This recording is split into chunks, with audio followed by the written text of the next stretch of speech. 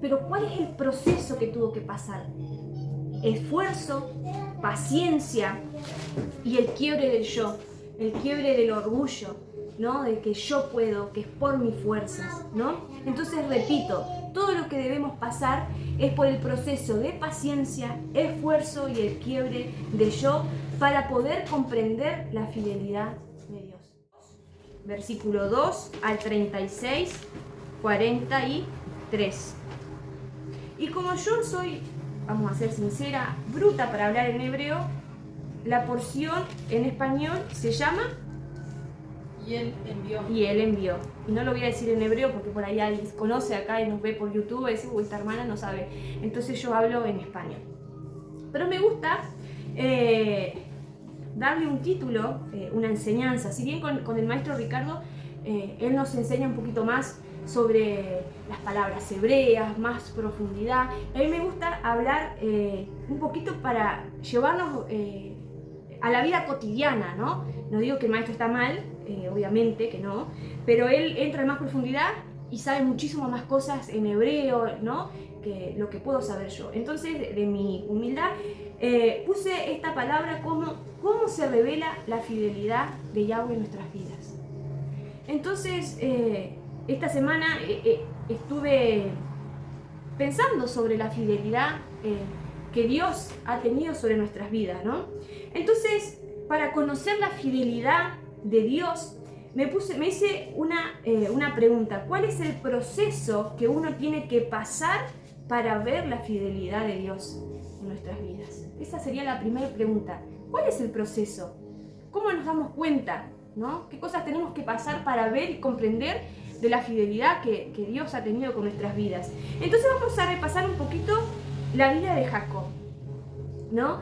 Desde su nacimiento. Entonces puse ir por puntos. ¿Cómo nació Jacob? ¿Cómo fue su nacimiento? ¿Qué hizo Jacob cuando nació? Primero que desde el vientre, agarrado, dice, del talón de su hermano. Ya desde el vientre de su madre dice que se peleaba con su hermano, ¿no? Pero cuando nació dice que él estaba tomado del talón de su hermano, luchando por el primer lugar, ¿no? Luego nos dice la historia que él compró su primogenitura. O sea, él dijo, mira, Esaú dice, bueno, vendeme tu, ¿no? Dame tu guiso porque yo tengo hambre, ¿no? Y él vendió su primogenitura, siempre buscando el primer lugar. Luego vemos que él ocupó el lugar de su hermano, ¿no? Haciendo que, engañando a su padre, vistiéndose él, ¿no? Vamos a ver todo el proceso que tuvo el antes de Jacob y el después de Jacob, para conocer realmente la fidelidad de Dios que tuvo en él. Luego huyó de las consecuencias de las acciones que él hizo, o sea, por el engaño. Él tuvo que huir. Y todo esto me lleva a que él siempre estaba luchando por ser primero y luchando por su bendición. Pero vamos a ver qué nos dice en Deuteronomio 28. Deuteronomio 28, el versículo 1 y el versículo 2, ¿qué nos enseña? Jacob siempre luchaba por ser primero y luchaba y perseguía su bendición. Pero dice así, Deuteronomio 28, acontecerá que si oyeres atentamente la voz de Yahweh tu Dios, para guardar y poner por obra todos sus mandamientos que yo prescribo hoy, también Yahweh tu Dios te exaltará sobre todas las naciones de la tierra, y vendrán sobre ti todas estas bendiciones y te alcanzarán, si oyeres la voz de Yahweh tu Dios. Jacob, ¿qué hacía? Él, con sus medios, con sus fuerzas, siempre buscaba la bendición, ¿no? Bueno, yo vendo mi guiso y voy a luchar por esa bendición, o sea, por ese primer lugar. Engañó a su padre. Él siempre con su astucia humana, vamos a decir, quería recibir esa bendición. Pero Deuteronomio nos dice que si oyeres atentamente la voz, no solo oír atentamente, sino, dice, para guardar y poner por obra todos los mandamientos. ¿Y qué pasa? ¿Cuál es la consecuencia? Y vendrán sobre ti. No es que nosotros tenemos que hacer con nuestras propias fuerzas alcanzar esa bendición, sino que las bendiciones nos alcanzarán a nosotros, ¿sí? Entonces, él quiso hacer todo por fuerzas humanas, lógicamente, bueno, voy a hacer esto, lo otro, ¿no? Para conseguir lo que él quería. En Génesis 28:20, él tuvo que huir de su hermano. Y ahí comienza el proceso de Jacob. 28, versículo 20. ¿Se acuerdan que él, cuando estaba huyendo, sin nada, fíjense en que su padre Isaac era un hombre rico y él se fue sin nada? Estaba solo, ¿no?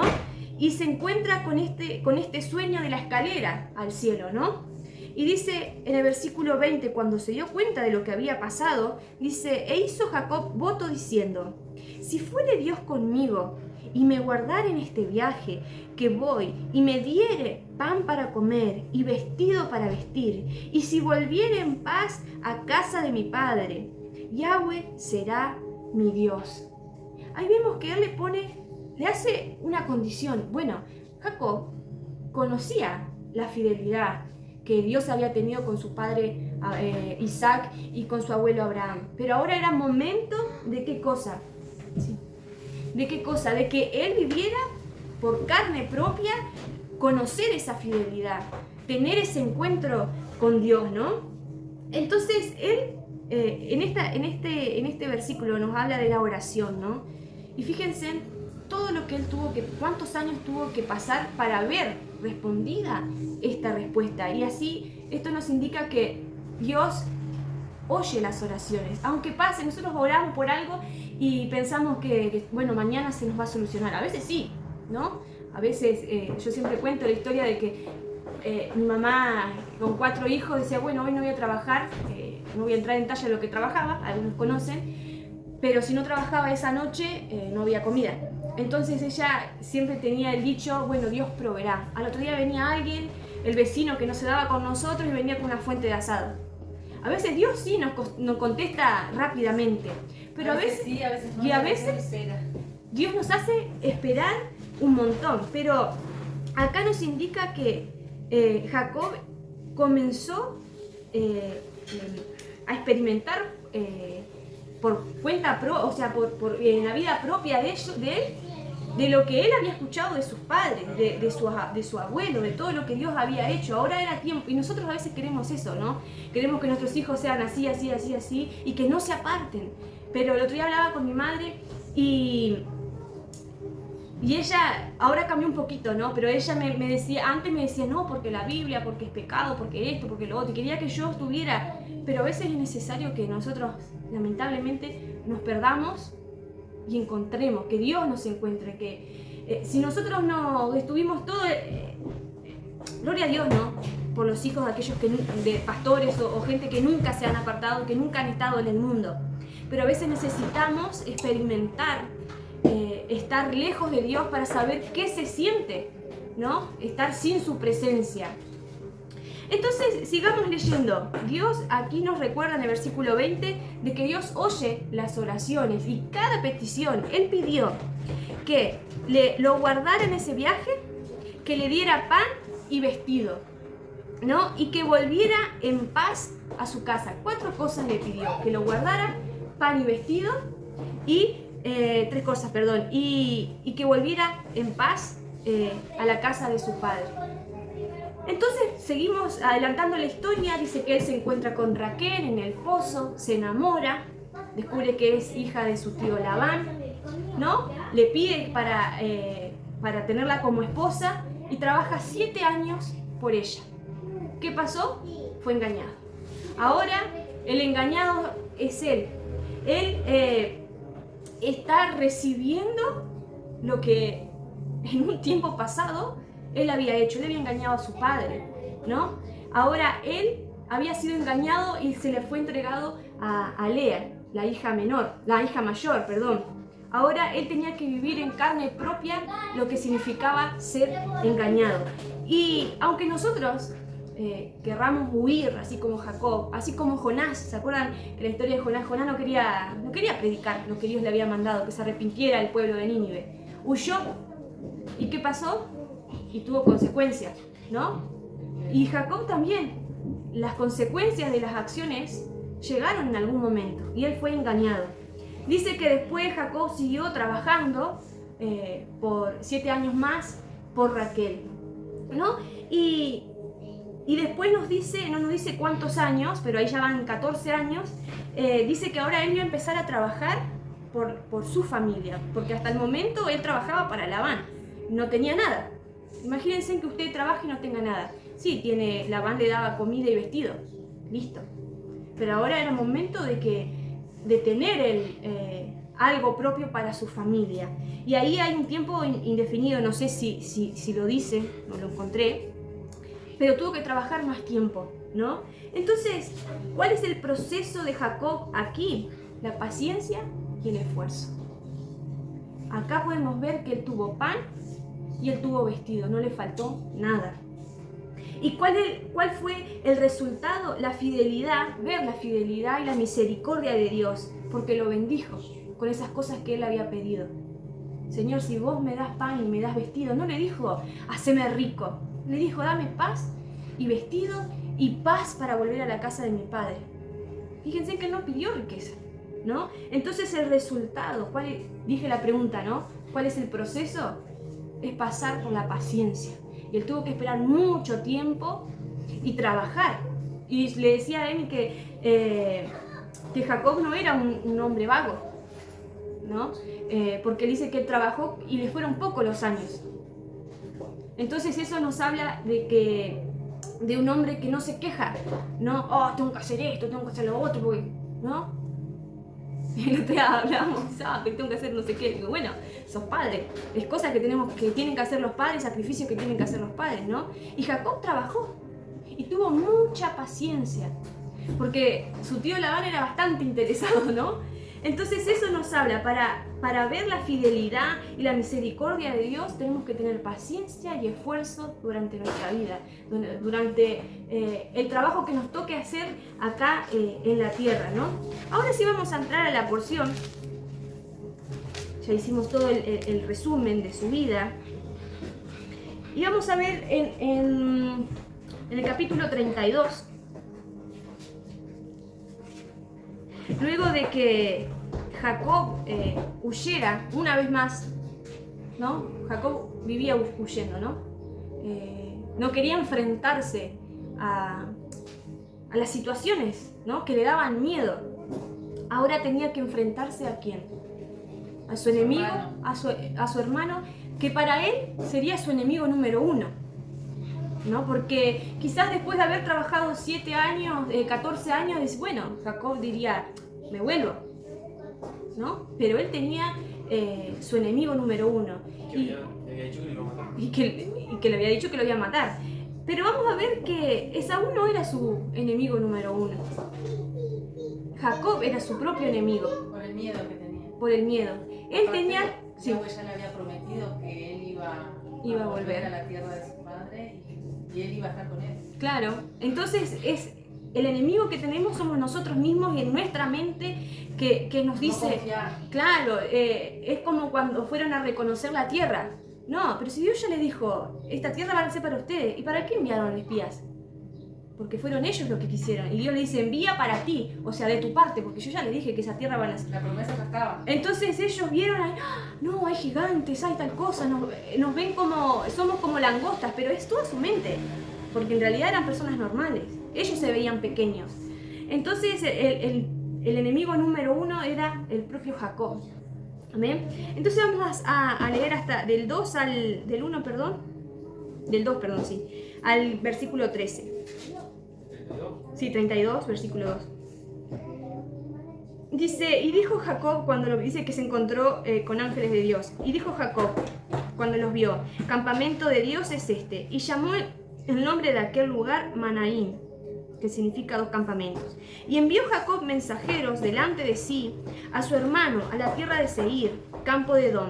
Y les mandó diciendo, así diréis a mi señor Esaú, así dice tu siervo Jacob, con Labán he morado y me he detenido hasta ahora y tengo vacas, asnos, ovejas y siervos y siervas, y envió a decirlo a mi señor para hallar gracia en tus ojos. Y los mensajeros volvieron a Jacob diciendo, vinimos a tu hermano Esaú y él también viene a recibirte, y 400 hombres con él. Y ya se hace en toda la película, porque quizás tenían 400 hombres por cualquier otra cosa y uno, ¿viste? Te dije, yo te dije. Y es todo en nuestra mente que nos juega una mala pasada, ¿no? Dice, entonces Jacob tuvo gran temor y se angustió y distribuyó el pueblo que tenía consigo y las ovejas y las vacas y los camellos en 2 campamentos. Ahí podemos ver la primera división de la casa de Israel, ¿no? Los 2 campamentos. ¿Pero por causa de qué? Por el temor. Dice, y dijo, si viene Saúl contra un campamento y lo ataca, el otro campamento acampará. Y vamos a ver, escapará, perdón. Imagínense el trabajo que tuvo que hacer con todo el ganado y la gente que tenía. Quizás ellos eran muchísimo más que lo de Saúl. Para dividir esos 2 campamentos, ¿no? Y dijo, versículo 9, y dijo Jacob, Dios de mi padre Abraham y Dios de mi padre Isaac, Yahweh, que me dijiste, vuélvete a tu tierra y a tu parentela, y yo te haré bien. Menor soy que todas tus misericordias y que toda la verdad que has usado para con tu siervo, pues con mi cayado pasé este Jordán, y ahora estoy sobre 2 campamentos. Líbrame ahora de la mano de mi hermano y de la mano de Saúl, porque le temo, no venga acaso y me hiera la madre con los hijos. Y tú has dicho, yo te haré bien, y tu descendencia será como la arena del mar, que no se puede contar por la multitud. Y durmió allí aquella noche, y tomó de lo que le vino a la mano un presente para su hermano Esaú. Y ahora me gustó dividir esto, desde el versículo 9, quiero leerlo en otra versión. En la versión Torres Amat Vulgata, en el versículo 9 y 10, dice, dijo después Jacob, oh Dios de mi padre Abraham y Dios de mi padre Isaac, tú Señor que me dijiste, vuélvete a tu tierra y al lugar de tu nacimiento, que yo te colmaré de beneficios. Me gusta el versículo 10 que dice, yo soy indigno de todas tus misericordias y de la fidelidad con que has cumplido a tu siervo las promesas que le hiciste. Solo con mi simple cayado pasé este río Jordán y ahora vuelvo con 2 cuadrillas de grandes ganados. O sea, le está diciendo, Señor, yo soy indigno de tu misericordia, de tu fidelidad. Yo pasé acá, para este lado, con mi cayado, o sea, con lo que traía vestido. Y ahora vuelvo bendecido, yo no me merezco, ¿no? Entonces, en el versículo 7 nos dice, podemos ver que él tenía temor de enfrentar lo que por años había escapado a su hermano, ¿no? En el versículo 9 nos da la reflexión de que él mira hacia atrás y reconoce, Dios de mi padre Abraham, de mi padre Isaac, de mi abuelo, ¿no? Entonces él recuerda que Dios había estado con sus padres. Y eso nos tiene que hacer pensar a nosotros, todas las veces que Dios ha estado presente, su fidelidad, su misericordia. En el versículo 10 reconoce que él es indigno de su misericordia y de su fidelidad, ¿no? Que él no se merece. Fíjense en cómo él, desde su nacimiento, todas las cosas que él hizo. Y él también cosechó. Fue engañado, tuvo que trabajar, tuvo que tener paciencia para ser bendecido, ¿no? El versículo 13 al 20 nos dice, no lo vamos a leer, pero nos dice que nuevamente Jacob actúa de una forma humana y piensa que con los obsequios, ¿se acuerdan?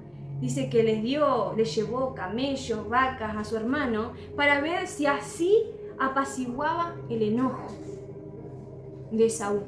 Yo no lo conocía a Saúl y sabía que el corazón de Saúl, bueno, así, por eso Yahweh lo eligió a él, porque también conocía su corazón. Sabía que el corazón de Saúl era carnal. Claro.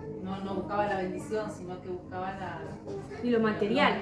Entonces Jacob pensó como, bueno, como literalmente, bueno, esto va a hacer que él se calme, ¿no?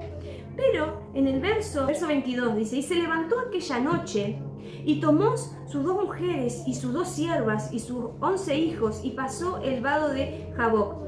Los tomó pues e hizo pasar el arroyo a ellos y a todo lo que tenía. Así se quedó Jacob solo. Y luchó con él el varón hasta que rayaba el alba. Seguramente, no sé si han escuchado, pero después lo van a poner en YouTube, el estudio que tuvieron con el maestro Ricardo sobre el ángel, ¿no? El varón, quién era y todo eso. Está muy interesante, yo no lo voy a tocar. Pero vemos acá algo muy interesante, que Jacob se quedó solo. Aquí comienza un nuevo Jacob. Aquí, ahora debía entender que la bendición y la paz no se obtendría por las fuerzas humanas, sino por las fuerzas que da el Señor. Y su fuerza humana se vio debilitada. ¿Qué hizo este varón? Lo desconyuntó. Para un hombre, andar rengo o estar con, ¿no? Y es algo que le saca, ¿no? La fuerza de hombre, ¿no? Entonces él pensaría, esto es lo que yo, ¿no? Si viene y me ataca, yo voy la única que me queda, mi única fuerza es luchar contra mi propio hermano, ¿no? Pero Dios, ¿qué hizo? Lo debilitó. Le sacó la última fuerza que tenía como hombre, su orgullo. Amén. Entonces, derribó ¿qué cosa? El yo puedo, el yo lo consigo, por mi fuerza, y fue derribado y ahora solo dependía de Dios. Solo dependía de la fuerza que Dios le daba. Y ahí Jacob se le cambió el nombre por Israel. Y ahí comienza un antes y un después de Jacob. ¿Cuál fue el resultado de esto? En Génesis 33, versículo 3 y 4, cuando se encuentra con su hermano. Dice, y él pasó delante de ellos y se inclinó a tierra 7 veces hasta que llegó a su hermano. Pero Esaú corrió a su encuentro, le abrazó y se echó sobre su cuello y le besó y lloraron. Ahí vemos que necesitó Jacob ser cambiado, ser quebrado su orgullo, el yo puedo por mi fuerza, por mi ingenio, para que pueda ver. Por ahí dice, ¿cómo se pudo? Quizás ahora no tenemos nada escrito que diga, bueno, Esaú se enteró que Jacob. Pero en el mundo espiritual todo cambia. Cuando nuestro orgullo, cuando nuestro ego, cuando nuestra propia fuerza mengua y dejamos que el Señor es el que crezca. Y también lo que demostró, o sea, que como un hombre iba a ir atrás de su familia, él tenía que ir delante, ¿no? Entonces, interesante esto, ¿no? Que vemos que cuando se apagan todas esas cosas en nuestro yo carnal, vemos la reconciliación y la paz para volver a la casa de su padre. Ya tuvo paz. Dios lo guardó primero en el viaje, llegó bien a la casa de su tío, le dio pan, le dio vestido, y ahora vuelve reconciliado y en paz a la casa de su padre. No importa los años que puedan pasar, que nosotros le hagamos a él, el Señor siempre contesta, pero ¿cuál es el proceso que tuvo que pasar? Esfuerzo, paciencia y el quiebre del yo, el quiebre del orgullo, ¿no? De que yo puedo, que es por mis fuerzas, ¿no? Entonces repito, todo lo que debemos pasar es por el proceso de paciencia, esfuerzo y el quiebre del yo para poder comprender la fidelidad de Dios.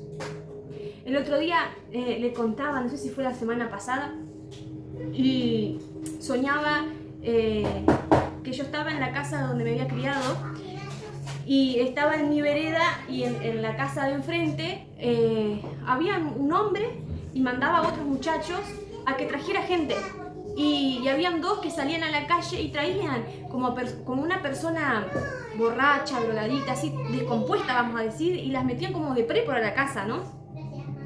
Y después los sacaban de la casa bien vestido, compuesto en sí, ¿no? Y estas personas, estos hombres se paraban afuera y cantaban en mi vida ha sido bueno. Yo digo, esa canción solo había escuchado, o sea, en la vida real, solo ese pedacito, no sabía de qué se trataba, qué era lo que hablaba esa canción, ¿no? Salen estas personas y se cruzan y yo decía, pero ¿esto qué le hacen? Decía yo, ¿no? Se cruzan a mi vereda y se arrodillan a orar. Y yo digo, bueno, yo también me voy a poner a orar, decía yo, ¿no?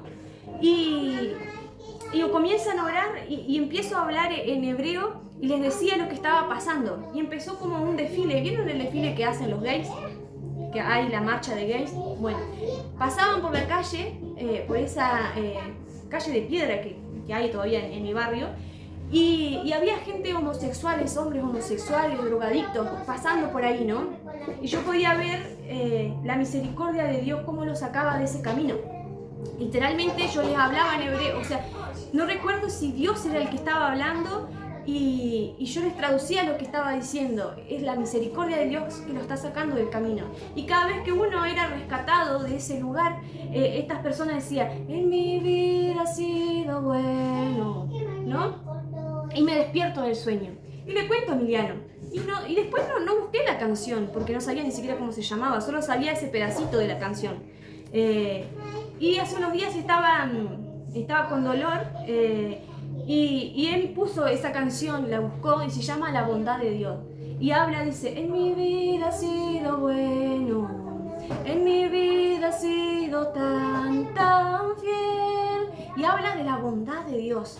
Entonces por ahí nosotros pensamos, bueno, pero yo no fui homosexual, no tuve un pecado tan grande. Pero ¿cuántas veces nosotros estuvimos por ese camino y Dios ha sido tan bueno, tan fiel, que nos sacó de ese camino? Jacob era un hombre que engañaba, que no iba conforme a lo que había visto, pero él conocía de la fidelidad que había pasado su abuelo, su padre, y ahora él tuvo que pasar un proceso para conocer la bondad de Dios en su propia vida. Todo el esfuerzo que tuvo que hacer, toda la paciencia que tuvo que esperar para ver el resultado. Y fue bendecido. Ahora él solo pidió esas cosas, pero ahora él volvió rico. Señor, yo soy indigno de tu misericordia, de tu fidelidad. Y muchas veces nosotros hemos estado en esa situación. Tuvimos que pasar un montón de cosas. Tuvimos que pasar necesidad, no tener nada, o tuvimos que pasar enfermedades y el Señor estuvo con nosotros. Entonces me acuerdo que estaba llorando de dolor y decía, en mi vida ha sido bueno. ¿Y cuántas veces nosotros en el dolor? Bueno, Olga puede contar el testimonio que tuvo cáncer, Emiliano puede contar que se prendió fuego. Y cómo Dios, a pesar de que en nuestra mente, en nuestro corazón, hemos estado perdidos, y Dios aún así tuvo compasión de nosotros. No miró. Y yo tengo una canción que nos dice, ¿no? Que para mí la ducha es el lugar de descarga, como dicen los de la Iglesia Universal, el baño de descarga, ¿no? En la ducha yo creo canciones, ¿no? Entonces uno se baña y capaz es una pavada, pero antes yo no tenía para bañarme con agua caliente. Entonces ahí nacen las canciones, ¿no? Y le decía a Dios, Yeshua me cuida, Yeshua me sana, Yeshua me salva, ¿no? Y le digo, Él no mira nuestra condición, sino mira nuestro corazón. Entonces pensaba en ese camino que quizás muchas personas hoy están, o conocemos personas que están en la drogadicción, están en el homosexualismo, han conocido la palabra. Hemos conocido personas jóvenes que han predicado dentro de una iglesia y ahora se han apartado. Pero cuánta misericordia de Dios tuvo con nosotros.